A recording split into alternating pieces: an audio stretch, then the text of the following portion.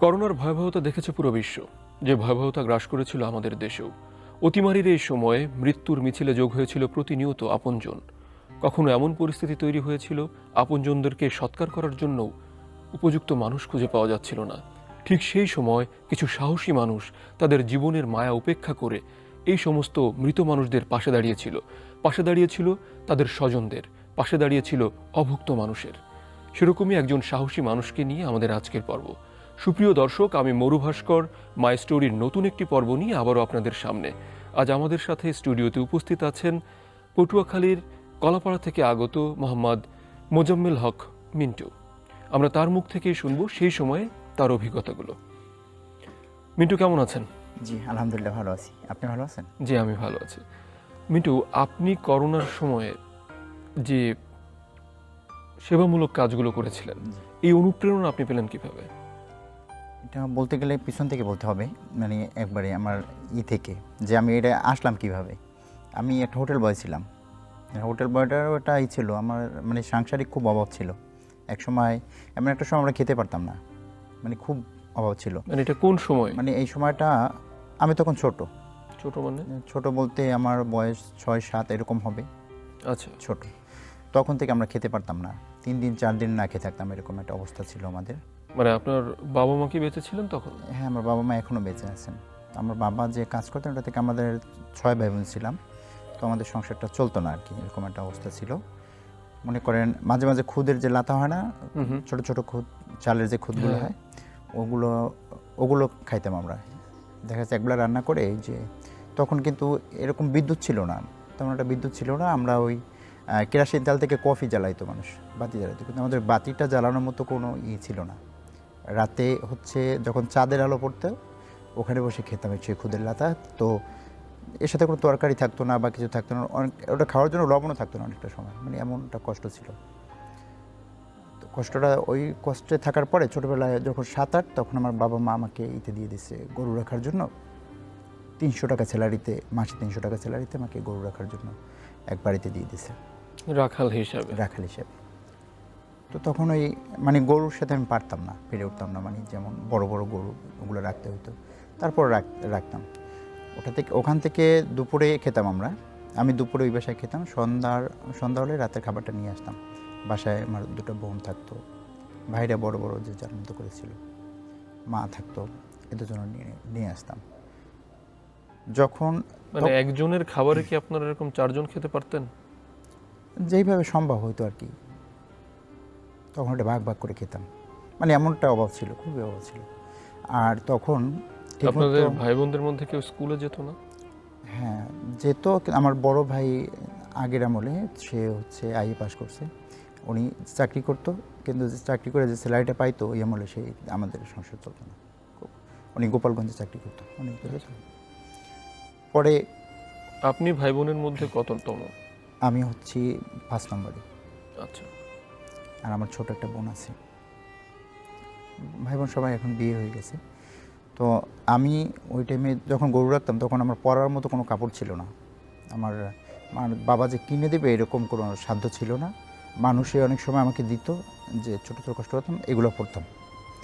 আর একটা প্যান্ট আমি বিলে গিয়া যখন গরু চড়াইতে যাইতাম, তখন ওটাকে আমি খালের ভিতরে ধুয়ে ধান খেতে বসে থাকতাম, ওখানে শুকাইয়া পরে আবার ওইটা পরতাম, মানে এমন একটা কষ্ট ছিল। তো এই কষ্ট থেকে পরে দেখি গরু রাখার মাসে 300 টাকা স্যালারি, এতে থেকে আমার হচ্ছে না, সংসার চলছে না, খুব কষ্ট। তখন আমি হোটেলে চলে গেলাম, একটা হোটেলে কাজ নিলাম। ওখানে আর কিছু না, খাবারটা ঠিকমতো পাইতেছি, স্যালারি যাই পাই কম বেশি বাবা মাকে দিতে পারি। তখন ছোটো, কিন্তু ভাইয়া আমি টেবিল লাভ পাই না, যে হোটেল বয়ের যে কাজ করি আমি টেবিলগুলো লাভ পাই না। মানুষের অনেকই সহ্য করছে ওই টাইমে। তো এই কাজ করতে করতে, মানে আপনি যে টেবিল মুছতে পারতাম না, মানে আমি এত ছোট ছিলাম, টেবিলটা মুছতে পারতাম না, আমার খুব কষ্ট হইতো, মানে এই টাইমটায়।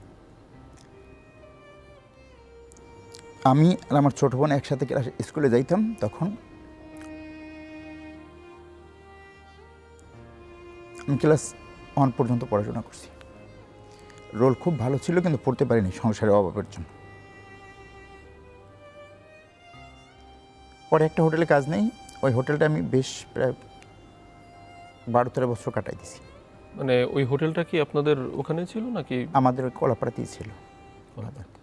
ওখানে অনেকটা বছর কাটাইছি, আস্তে আস্তে স্যালারি বাড়লো, সংসারটা একটু হলো, আমি একটু বড় হলাম, তখন প্রায় 12-14 বছর ওখানে করছি।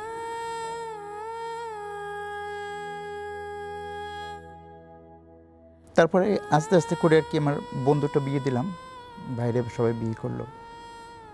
আর আমাদের তখন জায়গা জমি ছিল না, জায়গা জমি যা ছিল নদী। এই যে আপনি, আপনার পড়াশোনার রোল ভালো ছিল, কিন্তু আপনি পড়াশোনা ফেলে হোটেলে কাজ করছেন শুধুমাত্র অভাবের জন্য, আপনার কখনো কি আক্ষেপ লাগতো না বা বাবা মার প্রতি অভিযোগ আসতো না যে কেন?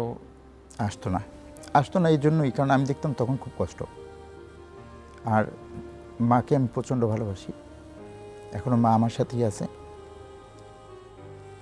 তখন ওই মায়ের কষ্ট দেখে আমি আর কি কাজে চলে যেতাম, খুব কষ্ট হইতো। মানে হোটেলের ওই সময়টা আপনার ডিউটি কতক্ষণ ছিল? ওটা ভোর রাত 5টায় উঠতাম,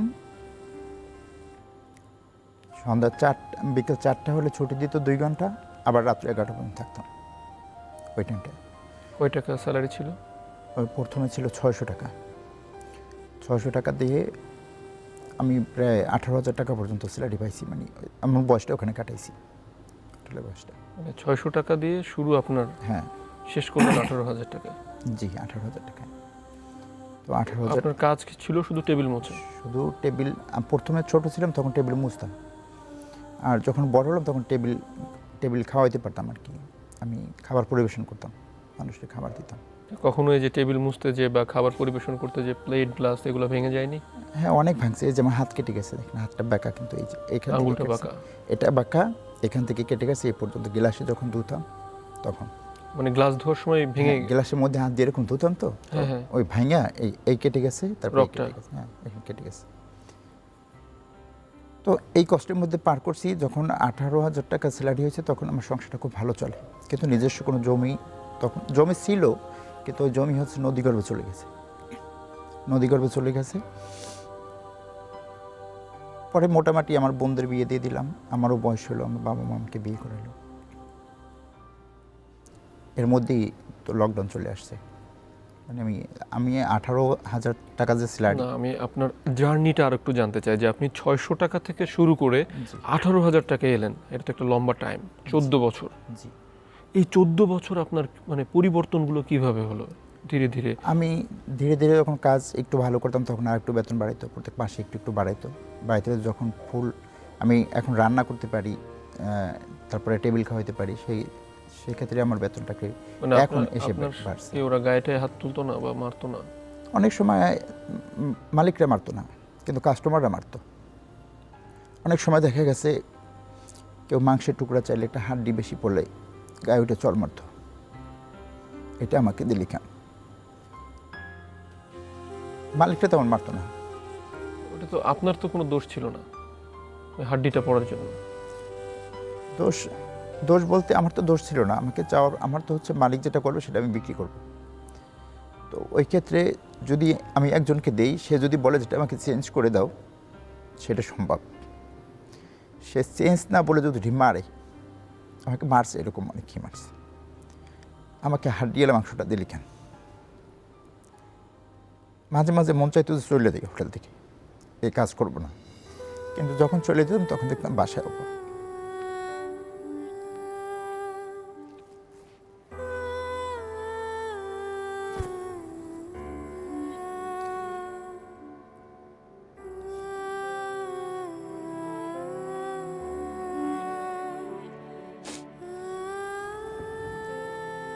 বাসায় অভাব দেখতাম তখন, আর একদিকে যখন চাকরি ছেড়ে চলে যেতাম তখন কিন্তু বাসায় রান্না চলে না, খেতে পারে না, আবার চলে যেতাম বাধ্য হয়ে ওখানে। এরকম করেই কাজ করলাম।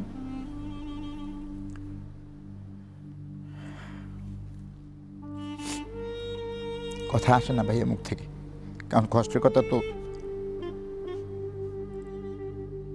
আপনি কথাগুলো আমাদের সঙ্গে শেয়ার করেন, আপনার সঙ্গে কোটি কোটি মানুষ আপনার কথাগুলো শুনুক, আপনার গল্পগুলো শুনুক, অন্তত মানুষের মধ্যে এই সচেতনতাটা তৈরি হোক যে আমরা রেস্টুরেন্টে যাই, মানুষের একটা ছোট বয় বেয়ারার গায়ে হাত তুলে ফেলি খুব সহজেই, তাহলে তাদের জীবনের গল্পগুলো কি, কষ্টগুলো কি, একটা মানুষ কতটা অসহায় হলে একটা পরিবার থেকে তার 6-7 বছরের একটা শিশুকে রেস্টুরেন্টে পাঠায় কাজ করতে, এবং কি কষ্টের জীবন তাদের, কোলের বাচ্চাকে অন্য মানুষের কাছে কাজ করতে দেওয়া। আমাকে যখন কাজে দিয়েছে তখন আমি মায়ের পাশেই শুইতাম, কিন্তু দেখা যাচ্ছে হোটেলে কাজ করার জন্য রাতে ওখানে শুইতে হইতো। মাঝে মাঝে পালাই বাসায় চলে দিতাম, বাসা থেকে আবার পাঠাই দিত। আমার মা খুব ধার্মিক মানুষ, উনি জীবনে কোনোদিন বাইরে নামে নেই বাসা থেকে, এখনও না। আমার ফ্রেন্ড সার্কেল গেলেও দেখা করে না। আচ্ছা। সেই জন্য খুব কষ্ট লাগবে মায়ের জন্য। পরে এই কাজগুলো করতাম। আপনার এই যে দীর্ঘক্ষণ টেবিল মোছা, শীতের সময় পানি ধরা, অসুস্থ হতেন না? খুব অসুস্থ হইতাম। যখন অসুস্থ হইতাম তখন মালিকটা বলতো যে ছুটি নেওয়ার বাহানা, টাকা নিয়ে ওষুধ খা। তারা অসুস্থ হলে ঠিক আছিল, ডাক্তার সব ছিল। আমরা অসুস্থ হলে বলতে যে কাজ না করার অজুহাত। তখন ওগুলো নিয়ে করতাম। আবার দেখা গেছে ওষুধ এনে দিত, ওইটা খাইয়ে আবার কাজ করতাম। এর মাঝে আমার মাও একদিন খুব অসুস্থ হয়ে গেছিল। তখন এমন অবস্থা ছিল, মা অসুস্থ হয়েছিল তখন আমি গরু রাখি। মানে আরো আগে, হোটেলে আসার আগের আগে মা এত অসুস্থ হয়ে গেছিল, বাঁচবি না, আমরা খুব কান্নাকাটি করছিলাম। ওরা যে এই বাসায় কাজ করতাম, উনি স্যালাইন অনেক কিছু কিনে নিয়ে মাকে সুস্থ করছে। আপনার বাবা তখন কি কাজ করতেন? আমার বাবা ওইখানে ম্যাচ ফ্যাক্টরিতে চাকরি করতেন।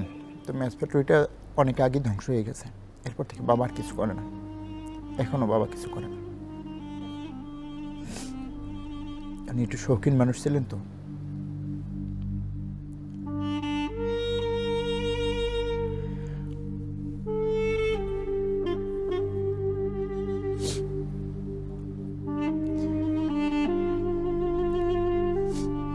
পরে আস্তে আস্তে আমরা আর কি একটু এর দিকে আগালাম। মানে আপনি তো হোটেলে কাজ করছেন, আপনার ইমিডিয়েট বড়জন মানে 4 নম্বর ভাই, জি, উনি কি করতেন? ওরা তখন আলাদা আলাদা ছিল। মানে তাহলে আপনাদের ডিফারেন্স কত বয়সের? আমাদের 3-4 বছরের এরকম। আমরা যতটা ভাই বোন আছি 3-4 বছর। না, আপনি যখন হোটেলে কাজ করছেন আপনার বয়স তখন যদি 7-8 বছর হয়, আপনার ভাইয়ের বয়স 12 বছর, 12 তখন উনি কি করেন? তখন উনি ওনার মতোই চলতেন আর কি। উনি কোনো কাজকর্ম করে ফ্যামিলিকে কন্ট্রিবিউট করতেন না? না, এর শুধুমাত্র বড় ভাই একটু টেক কেয়ার করতেন। আমার মেজো ভাই নিখোঁজ ছিল প্রায় 20 বছর, বাসা থেকে চলে গেছে। 20 বছর পরে 2টা ছেলে নিয়ে তারপরে গেছে আমাদের বাড়িতে।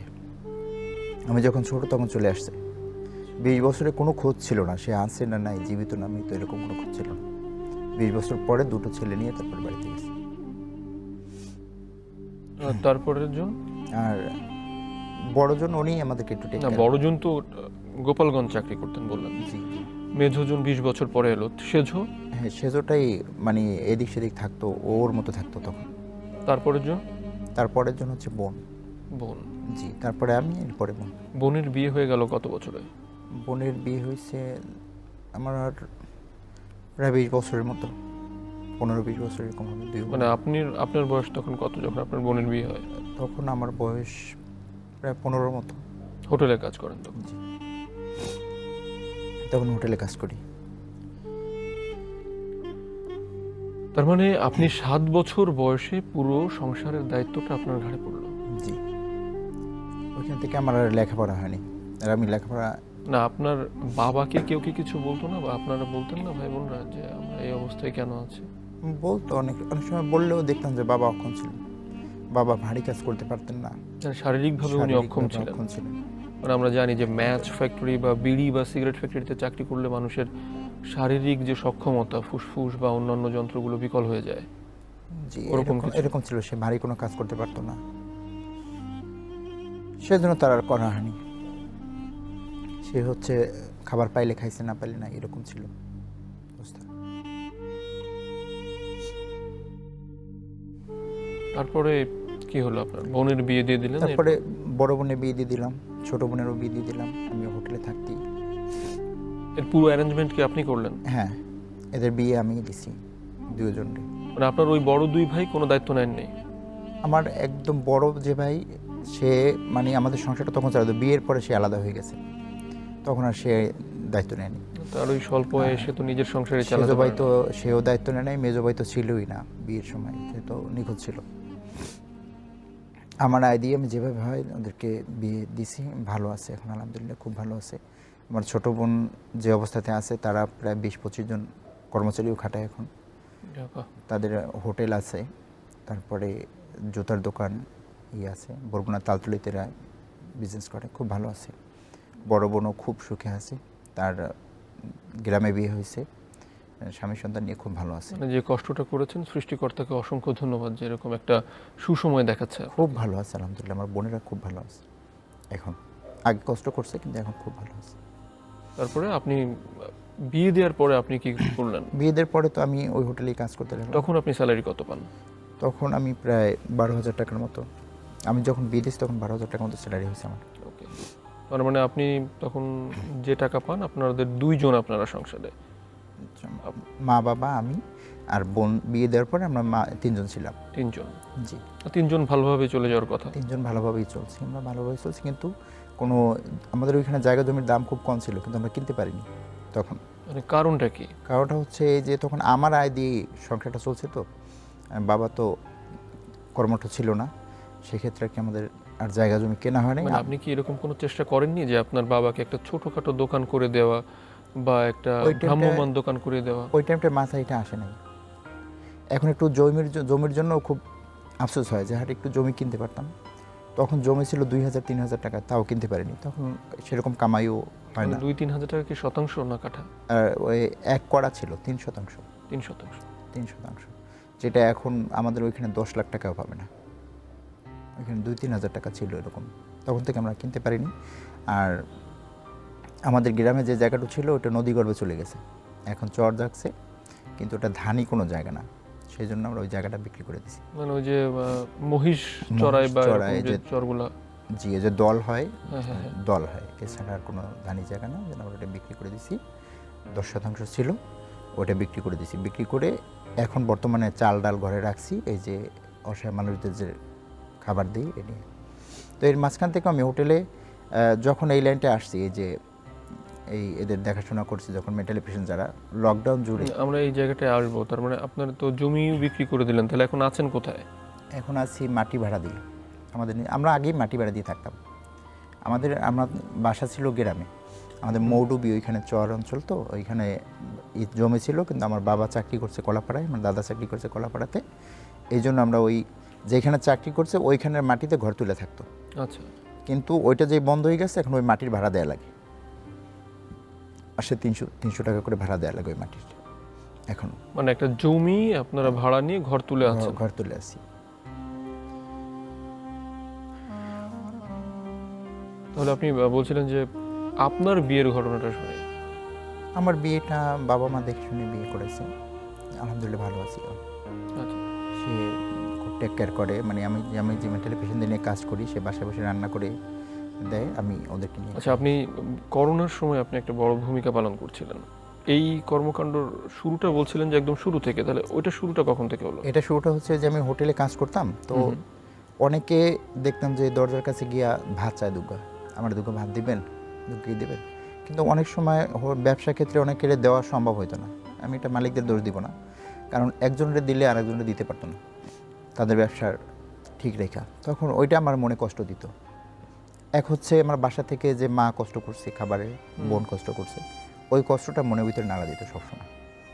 আরে এই লোকটা এখানে ভাত না পাই চলে যেতেছে, তাহলে কি? তখন আমি ওনার পিছিয়ে নামতাম, কারণ আমি ওনাকে ডাকতাম না, ওনাকে ডাকলে আমার মালিককে অপমান করা হবে।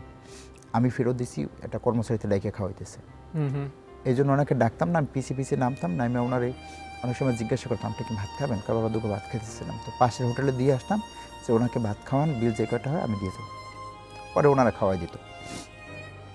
এরকম এইখান থেকেই আর কি একটু লাগতো, খুবই কষ্ট লাগতো, এই যে আমার ফ্যামিলিটা এরকম কষ্টে গেছে, তো খুব কষ্ট লাগতো।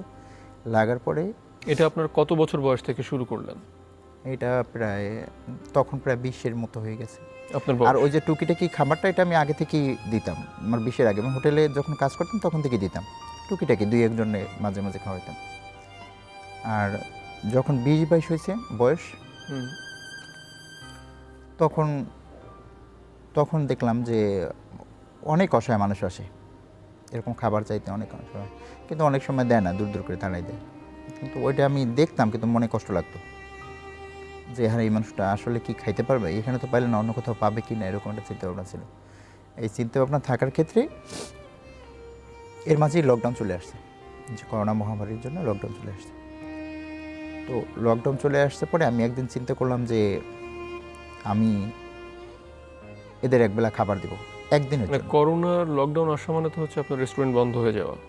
তখন বন্ধ হয় নাই, মানে করোনা চলে কিন্তু রেস্টুরেন্ট বন্ধ দেয় নাই, পার্সেল বিক্রি করতে পারে এরকম একটা সিস্টেম ছিল। আচ্ছা, তখন আপনি রেস্টুরেন্টে কি কাজ করেন? বয়ের কাজ করি। আচ্ছা।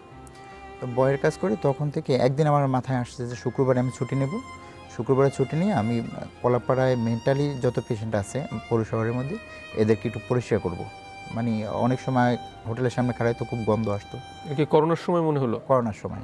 আচ্ছা। কারণ ওই করোনার সময় ওরা খাবার না পেয়ে দরজা দরজা আসতো। করোনা ছাড়া তো রাস্তাঘাটে একজন চাইলেও একটা বিস্কিট এটা কিনে দেয়, কিন্তু করোনায় তো দোকানপাট অনেক বন্ধ হয়ে গেছে, শুধু হোটেলগুলোই খোলা ছিল পার্সেলের জন্য। হুম। তখন ওই হোটেলের সামনে এসে দাঁড়াইতো, কিন্তু খুব বিশ্রী গন্ধ টন্ধ আসতো। আচ্ছা। তখন আমি চিন্তা করলাম যে আমি একদিন ওনাদেরকে পরিষ্কার করাই দেবো, পুরো পৌর শহরে যত মানুষ আছেন অসহায় মানুষ এদেরকে আমি পরিষ্কার করাবো। এটা স্ট্যাটাস দিলাম আমার ফেসবুকে যে আপনার বাসার পুরনো কাপড় যদি থাকে তাহলে এটা আমাকে দিন। পরে অনেকে সাড়া দিয়েছে, অনেক কাপড় টাপড় দিছে। তখন আমার একটা ফ্রেন্ড আছে কাউসার, এবং আমার প্রতিবেশী এক বোন আছে লাইলি ওনার নাম, আর আমার একটা ভাগ্নে আছে রাসেল নাম। ওদেরকে বললাম যে এই কাজটা একটু করবো, আমাকে একটু হেল্প কর। হুম। তো ওরাও খুব খুশিতে নামছে যে হ্যাঁ যাই। মহিলাদের জন্য মহিলা নিয়েছি, পুরুষদের জন্য পুরুষ, আমরা তো আছি। তো আমরা 40 জনের খাবার তৈরি করছি ওই দিনকে, প্যাকেট করছি। প্যাকেট করে পুরো পৌর শহর ঘুরে ঘুরে গোসল করানো লাগুক, নখ কাটানো লাগুক, চুল কাটানো, এটা করে দিয়েছি। আমাদের ইচ্ছা ছিল ওই একটা দিন আমরা ফ্রেশ করে রাখবো। কিন্তু আমাদের ওইখানে মেডিকেল আছে, মেডিকেলের সামনে যখন খাবার নিয়ে গেছি তখন দেখি যে একটা মহিলা রাস্তার পাড়ে পড়ে আছে, একটা ব্রিজের নিচে খাবার। উনি কথা বলতেছে, ওনার খাবারটা দিলাম, কিন্তু খুব গন্ধ আসতেছে, বিশ্রী গন্ধ আসে কোত্থেকে, খাবারটা দিলাম, উনি খাবারটা নিচে শুয়ে অবস্থায়।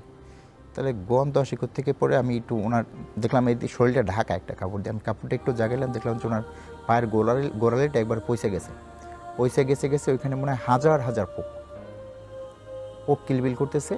পরে কি করব, মাথার মধ্যে খুব একটা দিল যে আরে এই জীবিত মানুষটারে পোকে খাইয়ে ফেলতেছে, এটা তো আসলে দেখার মতো না। পরে ওই মুহূর্তে কিছু করে না, খাবার দিয়ে গেছি। সন্ধ্যার সময় মেডিকেলে নেব, কিন্তু মেডিকেলে নেবে না ওনাকে। হ্যাঁ, আমরা ওনাকে আরও করে দিছি, ড্রেসিং করে দিছি, উনি থাকে না, মেডিকেলে থাকে না, ওনাকে আর নেবে না। পরে আমি 333-তে কল দিয়ে আমাদের কলাপাড়া যে স্যার ওনার সাথে যোগাযোগ করি, স্যার এই ঘটনা, মানুষটা কি মরে যাবে, আমি একটু ওনাকে মেডিকেলে নেব। বলছে ওনাকে তুমি দায়িত্ব নিতে পারো, তুমি যদি দায়িত্ব নিয়ে নাও তাহলে আমি টিউসিকে বলে দিই মেডিকেলে। পরে স্যার বলে দিছে, বলে দেওয়ার পরে আমি ওনাকে মেডিকেলে নিয়ে ওনাকে ড্রেসিং করার পর ওইখানে 3 দিন রাখে। ওনার অবস্থার খুব অবনতি হয়, তখন ওনাকে উন্নত চিকিৎসা দেওয়ার দরকার। আর আমার চিন্তা ছিল যে উন্নত চিকিৎসা দেওয়ার দরকার, তাহলে তো ওনার সাথে থাকতে হবে কোথাও। ওনাকে যদি বরিশালে নেই তার সাথে থাকতে হবে, কিংবা ঢাকায় নেই থাকতে হবে, তাহলে তো উনি তো ওনার তো গার্ডিয়ান নেই, উনি বলতে পারে না, ভালো মতো কিছু করে বলতে পারে না। উনি হিন্দু ধর্মের একজন ছিল, এটা বলতে পারে। মাঝে মাঝে দেখতাম উনি হরি বলে এরকম বলতেছে। উনি কি মানসিকভাবে অসুস্থ ছিলেন? উনি ভিক্ষা করে খেতেন, ওইখানে ভিক্ষা করে খেতেন, ওনার ওই অঞ্চলে বাসা না। আচ্ছা। তো উনি ভিক্ষা করে খেতেন, ওনার পাটা মনে হয় কেটে গেছিলো, ডায়াবেটিস ছিল মনে হয়, এই জন্য পোকে ধরছে। ধরার পরে উনি অচল অবস্থায় ওখানে পড়ে গেছে রাস্তার পাড়ে। পরে ওনাকে উন্নত চিকিৎসার জন্য চিন্তা করলাম। আমি আবার মিল্টন সমাদার, ওনার ভিডিওগুলো ফলো করতাম।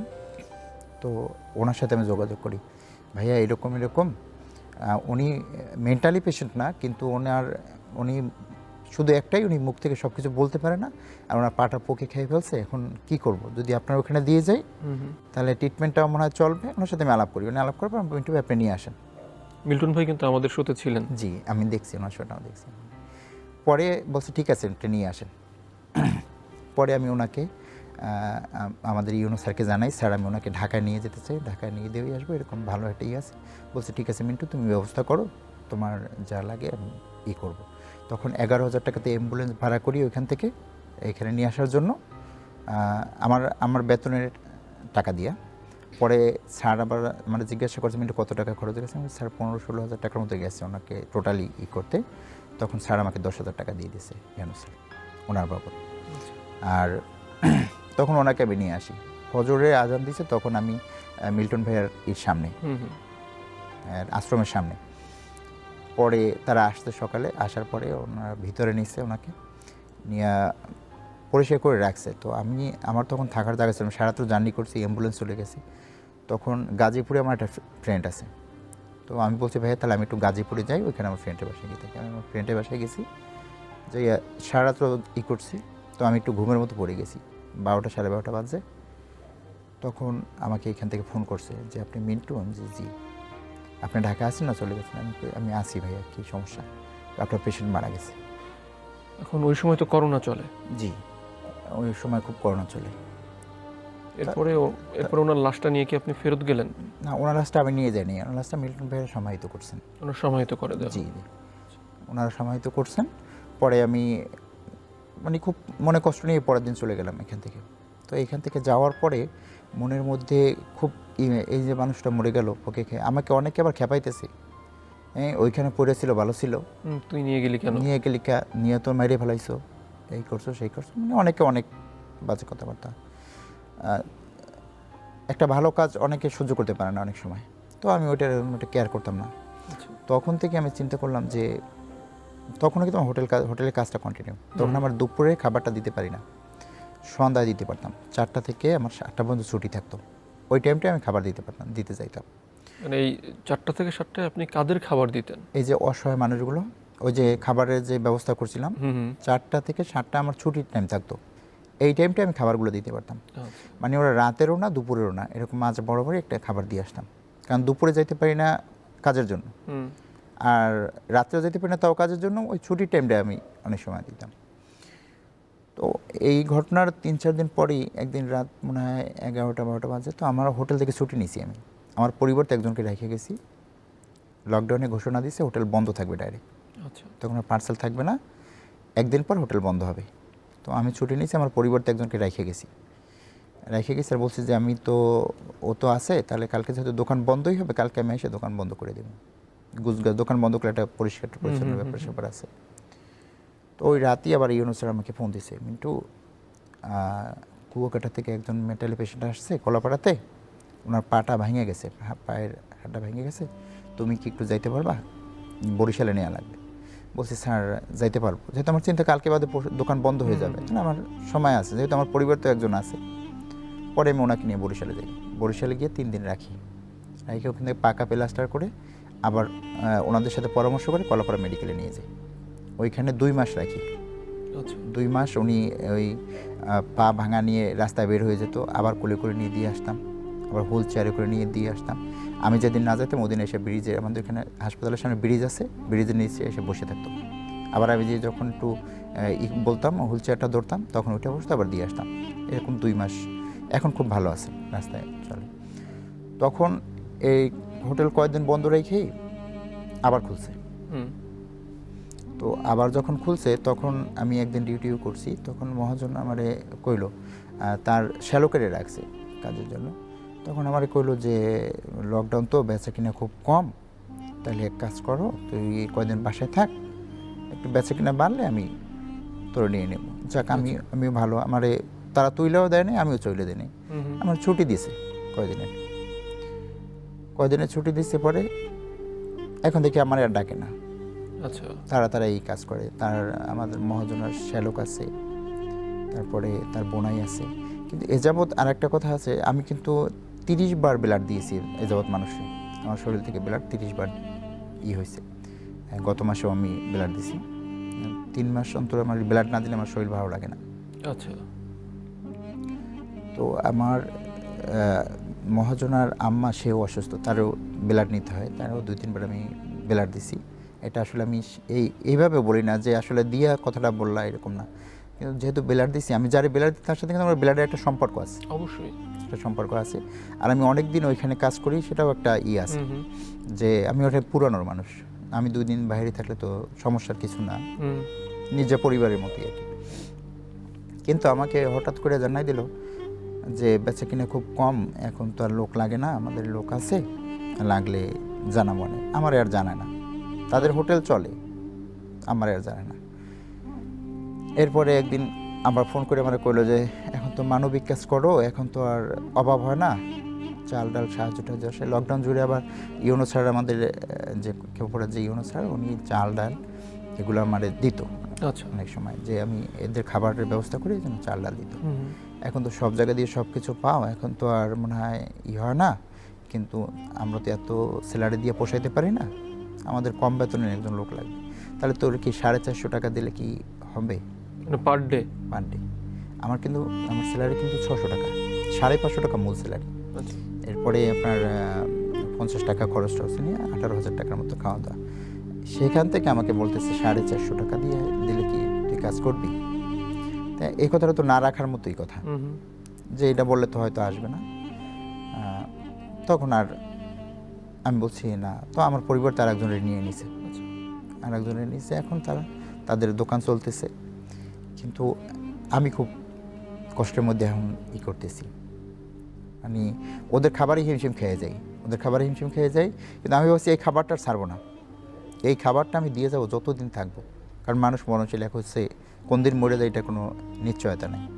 আমার বাবা মা বয়স হয়েছে, তারা কোন দিন মরে যায় নিশ্চিত। আমার মা সবসময় একবার বলছে জায়গা জমি দিয়ে কী হয়, জায়গা জমি লাগে না, মানুষ কয়দিন বাঁচে দুনিয়ায়। আমার মা এটাই সবসময় চিন্তা করে। আচ্ছা, তাহলে আপনি তো ওদেরকে খাওয়ানো শুরু করলেন এবং মানবিক বিভিন্ন কাজ, জি। আর কি করলেন আপনি? এই কাজে হচ্ছে ওই যে একজন মারা গেলেন, তারপর থেকে আরও 4 জন মারা গেছে। একদিন একটা ছেলে ওর মারে মেডিকেলে ভর্তি করে চলে গেছে। চলে যাওয়ার পরে ওনার কিডনি দুটো ড্যামেজ ছিল, কিডনিতে কাজ করে না। তো উনি যে বাথরুমে যাবে এরকম কোনো ব্যবস্থা নেই। তো আমি মেডিকেলে যে কী কারণে গেছি, প্রায় সময় মেডিকেলে যাইতাম, অসহায় মানুষ যারা এদের দেখতে যাইতাম যে কি। তখন ওনারে যে মেডিকেল থেকে ওয়াশরুমে নেবে এরকম কোনো ব্যবস্থা নেই। আমি ওনাকে কোলে করে ওয়াশরুমে নিয়ে যাইতাম, আবার কোলে করে নিয়ে আসতাম। উনি পানি খরচ করতে পারতেন না।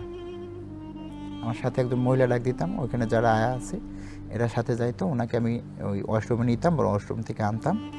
পরে আমি ফেসবুকে একটা স্ট্যাটাস দিই যে ওনার চিকিৎসার খুব দরকার। আমাদের ওইখানে তখন ল্যাব এশিয়া নামে একটা আছে, মেহেদি ভাই ওনাকে নিয়ে ডাকছে যে তুমি এখানে নিয়ে আসো, আমি এর করে দিই, যত চেক আপ টেকআপ লাগে সব কিছু আমি ফ্রি করে দেবো। উনি ফ্রি করে দিচ্ছে। আমাদের বিভিন্ন জায়গা থেকে প্রায় 9,000 টাকার মতো আসছে ওনার জন্য, চিকিৎসার জন্য। তো চিকিৎসা শুরু করছি, মাঝখান থেকে ছেলেরও আমরা খুঁজে আনছি যে তুই যতদিন তোর মা বাঁচে তুই এখানে থাকবি। সে বাঁচবে না আমরা জানতাম, যে যতদিন আছে ততদিন এখানে থাকবি, ওরে রাখছি। পরে উনি হচ্ছে যখন চিকিৎসা শুরু করছে তখন উনি মারা যায়। উনি মারা যাওয়ার পর ওনার বাবা আছে, অনেক বৃদ্ধ ভাই আছে, কেউ নেয়নি। আমরা ফোন করছি ওনাকে নেওয়ার জন্য, নেবে কিনা, তারা কেউ নেয়নি। পরে আমাদের নিজ দায়িত্বে আমরা দাফন দিতে রাত 3টা বাজে। ওনার কবরটা আমরা বেড়া দিয়ে দিই, এখন আছে, আমরা মাঝে মাঝে গিয়ে দেখি। এরপরে 2 সপ্তাহে 2 জন মেন্টালি পেশেন্ট, তাও ওইরকম পোকা ধরছে, আপনার মুখের ভিতরে পোকা হয়ে গেছে, রাস্তার পাশে পড়ে আছে। ওনাকে নিয়েও ভর্তি করলাম, উনিও বাঁচে নাই। 3-4 দিন ছিল মেডিকেল থেকে অনেক সময় অনেক হইতো, ঝামেলা করতো টিএসও স্যার, এখানে পাগলের হাসপাতাল না, এটা তো আমাদের কথা ছিল যে আমরাও জানি যে এটা পাগলের হাসপাতাল না, পাগল বলে ফেললাম যে এদের হাসপাতাল এটা না, আমরাও জানি। কিন্তু আমরা তো ওনাকে মেন্টালি ঠিক করতে আনিনি, আমরা ঠিক করতে আনছি উনি অসুস্থ যাতে সুস্থ হয়। এরকম আমাদের একটা চাওয়াও আছে যে ওইখান থেকে যে এরকম মেডিকেলে যদি অসুস্থ মানুষের জন্য কিছু করে থাকে, রাস্তায় পড়ে থাকার জন্য অন্তত আলাদা একটা যদি রুম বরাদ্দ করে দেয়, সেক্ষেত্রে আমাদের জন্য খুব ভালো হয়। তো এইভাবে খেপুপাড়াতে 4 জন দাফন করছি, 4 জন অসহায় মানুষ দাফন করছি আমরা নিয়ে মেডিকেল থেকে। এখন মেডিকেলে যদি কেউ মারা যায় তাহলে আমাকে জানায়, অসহায় যদি কেউ মারা যায় তাহলে ওনাকে নিয়ে আমরা দাফন করে দিই। এখন আপনার কিভাবে চলছে? আপনার তো চাকরি নেই। এখন চাকরি নেই, এখন চলছে খুব এই যে আমাদের যে জমিটা বিক্রি করলাম বললাম, সেই জমিটা থেকে আমরা যেই টাকাটা পাইছি ও থেকে চাল কিনে রাখছি। আর আমি আমার আমার যে কার্যক্রমগুলো আমি ফেসবুকে আপলোড করলে ওইখান থেকে বেশ কিছু মানুষ আছে, ওনারা দেয়, ডোনেট করে। জি। এর মধ্যে কিছু মানুষ আছে, ওদের কথা না বললেই নয়। এক হচ্ছে আমাদের মেডিকেলের সামনে মনির ভাই আছে, উনি চায়ের দোকান দেয়, একটা খুপড়ি ঘরের মধ্যে একটা চায়ের দোকান দেয়, কিন্তু উনি এই কাজের ওনার অনেক অবদান। সে ওই চা বিক্রি করে অনেক সময় আমাকে প্রায় দিনের খাবারের টাকা দেয়, প্রায় 1,500-2,000 টাকা খাবারের খরচ হয়, তো প্রায় দিনই উনি এই খাবার দেয়। আরও আছেন মিন্টু যে কাজগুলো করে এগুলো খুবই মানবিক, এবং ওর আমি অনেক সহযোগিতা করি, ভবিষ্যতে আরও সহযোগিতা করব। এবং ওর মতো লোক যে এত সুন্দর কাজ করতে পারে এটা আমার জানা ছিল না। ওর চেয়ে ভালো অনেক লোক আছে যে লোকগুলোর কাজ করার কথা তারা কেউ করে না। আমি ওর সফলতা কামনা করি। কেউ যদি মারা যায় হাসপাতাল দেখছি মিন্টু ছুটে আসে, এবং তার দাফন কাফনের ব্যবস্থা এই মিন্টু করে। ও অনেকবার আমার সাথে যোগাযোগ করে কাপড় অথবা টাকা পয়সা একটু সহযোগিতা চাওয়ার জন্য আমাকে অনেকবার, আমিও চেষ্টা করি। এই এলাকায় বহু লোকজন যারা আমার মতন 2-4 জন লোক আছে যারা কিছু করে দিয়ে সহযোগিতা করে এবং এই যাবৎ করে আসছে, বা আমরা হয়তো ভবিষ্যতেও করবো ইনশাআল্লাহ। এই যে আমাদের এই অত্র এলাকায় যে পাগলের চুল কেটে দেওয়া, নখ কেটে দেওয়া, খাবার প্লাস হচ্ছে চিকিৎসার সুবিধা, এরকম অত্র এলাকায় আমি এর আগে দেখি নাই। তো আমাদের মিন্টু ভাই এর পিছনে আগে আসে এবং প্লাস সহযোগিতা করে, এবং যতদিন এই কার্যক্রম চালিয়ে যাবে আমি চাই এর পাশে থেকে আমিও যেন সহযোগিতা করতে পারি। কলাপাড়ার মিন্টু ভাই এই যে পাগলগুলো দেখাশোনা করে, এবং কলাপাড়ার যুবক ছেলেরা যদি আগায় আসে তাহলে এই পাগলগুলো অনেক ভালোভাবে থাকতে পারে। এই মিন্টুর মাধ্যমে আমরা করোনা ভাইরাস চলাকালীন গেলবারও অনেক ত্রাণ দিয়েছিলাম। এটা একটি মহৎ উদ্যোগ। সমাজে এই ধরনের স্বেচ্ছাপ্রণোদিত হয়ে এই সমস্ত কাজ করার লোক পাওয়া যায় না। তার এই প্রচেষ্টাটা মানুষের জন্য সেই দৃষ্টান্তটা স্থাপন করে, সেটা যেন অব্যাহত রাখে, এবং আমাদের পক্ষ থেকে সবসময় তার প্রতি সাহায্য সহযোগিতা অব্যাহত থাকবে। আপনি কি পরিকল্পনা করছেন ভবিষ্যতে? আপনি এরকম অসহায় মানুষ যারা মানসিকভাবে অসুস্থ বা এরকম পথে পড়ে আছে তাদেরকে নিয়ে আপনার পরিকল্পনা কি? এদের নিয়ে শুধু পরিকল্পনা একটাই, যে আমি যদি এদের জন্য একটা পুনর্বাসন করতে পারতাম, অন্তত সরকার যদি আমাকে, ওনাদের খাস জায়গার তো কোনো অভাব নেই, ওদের জন্য যদি একটা ঘর তুলে দিত, যে এই মানুষগুলোকে এখানে একটু সেফ রাখা যাবে।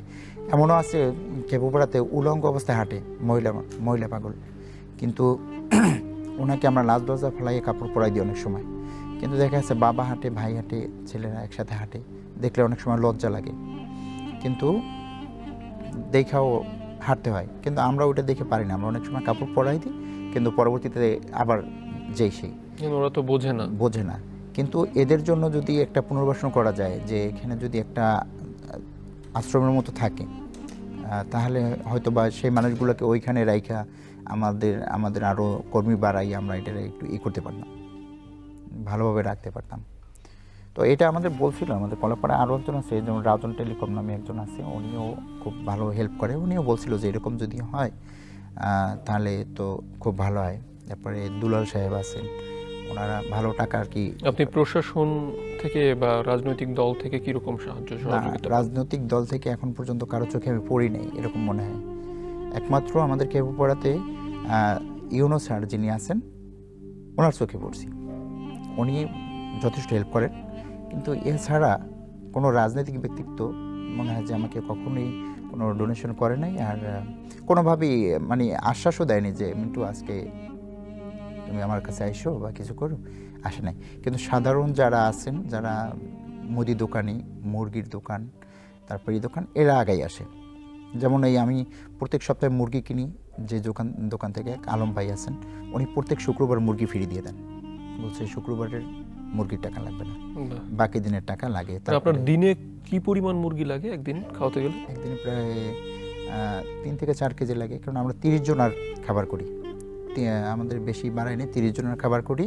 এটা হচ্ছে মেন্টালি পেশেন্ট আছে প্রায় 15-20 জনের মতো, আর বাকি যারা আছে একবারে বয়স্ক যে ভিক্ষা করে যারা, এদের জন্য। এই যে মেন্টাল পেশেন্টগুলো যারা আছেন রাস্তায় ঘুরে বেড়ান, এনারা কি ছিন্নমূল নাকি এনাদের পরিবার আছে? ছিন্নমূল, এদের পরিবার নেই। এ থেকে মাঝে মাঝে আমাদেরকে অনেকে কম্বল দেয়, যেমন ল্যাবে এসে আমাদের কিছুদিন আগে কম্বল দিছিল। তো আমরা যখন কম্বল দিয়ে আসি, রাতে গিয়ে কম্বল দিয়ে আসি, তারপরে দেখি যে রাতের বেলা হচ্ছে কম্বল চুরি হয়ে যায়। তো এই জন্য আবার ফজরে আজান দিলে আমরা চলে আসি, আইসা ওই রাস্তায় যাদের রাতে কম্বল দিয়েছে ওদের কম্বলগুলো আবার ভাঁজ করে নিয়ে রাখি। রাখার পর আবার সন্ধ্যায় যখন দেখি যে শুয়েছে তখন গিয়ে দিয়ে আসি। আচ্ছা, ভবিষ্যৎ পরিকল্পনা কি আপনার? আমার ভবিষ্যৎ পরিকল্পনা হচ্ছে আমার যদি একটা চাকরি হয়। আমার এডুকেশন তো ভালো না, এটা সবাই জানে যে আমি বলছি এখানে, কিন্তু তারপরেও যদি কোনো একটা চাকরি হয়, যে কোনো চাকরি, যাতে করে চাকরি করে আমি চাকরিটার মাধ্যমে যাতে আমি এদেরও চালাইতে পারি, আমার পরিবারটাও চালাইতে পারি। আমার কোনো লোভ লালসা নাই যে আমার জায়গা করতে হবে, বাড়ি করতে হবে, এটা আমার একদমই নাই।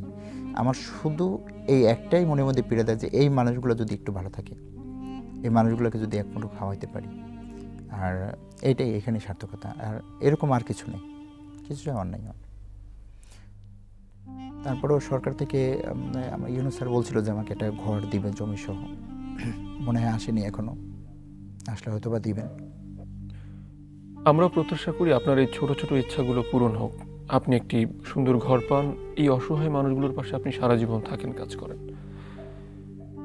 সুপ্রিয় দর্শক, মাই স্টোরির এই পর্বে আপনারা যারা এতক্ষণ আমাদের সঙ্গে ছিলেন দেশে এবং দেশের বাইরে, আমরা বরাবরই প্রতিটি অনুষ্ঠানের শেষে আপনাদের কাছে আবেদন জানাই, আপনাদের মধ্যে যারা বিবেকবান দর্শক আছেন, যারা চান এই ধরনের মানুষের পাশে দাঁড়াতে বা ছিন্নমূল মানসিকভাবে অসুস্থ মানুষদেরকে সেবা করতে, হয়তোবা সশরীরে পারছেন না, যারা ফিল্ডে আছে, যারা কাজ করছে, তাদের পাশে দাঁড়িয়েও আপনারা আপনাদের এই মহতী উদ্যোগকে সফল করতে পারেন। আমরা আহ্বান করি আপনারা অবশ্যই মানুষের পাশে থাকবেন, মানুষের জন্য কাজ করবেন এবং এই অতিমারির সময়ে নিজেদের নিরাপত্তা এবং সুরক্ষা, নিরাপদ দূরত্ব বজায় রাখবেন। ভালো থাকবেন, সুস্থ থাকবেন।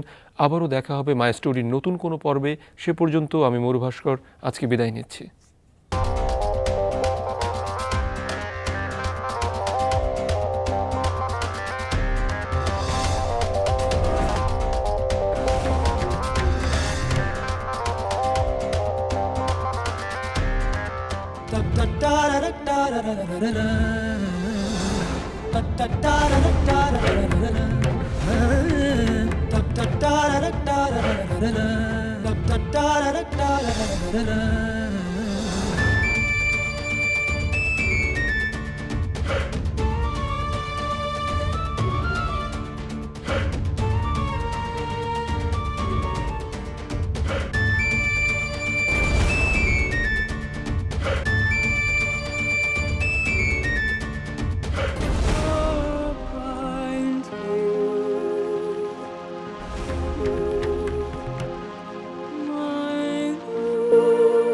আপনার জীবনের না বলা কথাগুলো আমরা বলবো আমাদের অনুষ্ঠান মাই স্টোরিতে। আপনার নাম, ফোন নম্বর এবং আপনার জীবনের না বলা কথাগুলো লিখে পাঠিয়ে দিন এই ইমেল অ্যাড্রেসে।